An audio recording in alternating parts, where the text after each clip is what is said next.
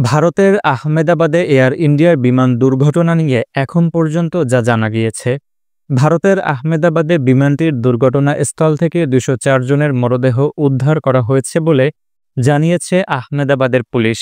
ভেঙে পড়া বিমানটিতে এক ব্রিটিশ যাত্রী জীবিত রয়েছেন। বিমান দুর্ঘটনায় গুজরাটের সাবেক মুখ্যমন্ত্রী নিহত হয়েছেন।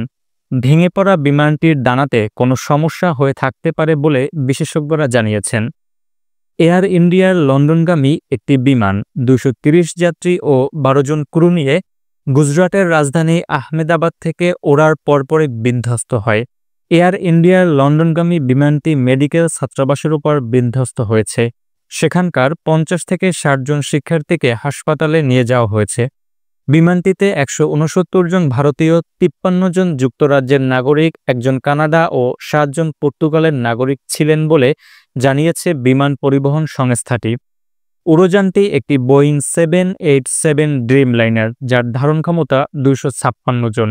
এই প্রথম বোয়িং 787 এভাবে ভেঙে পড়ল।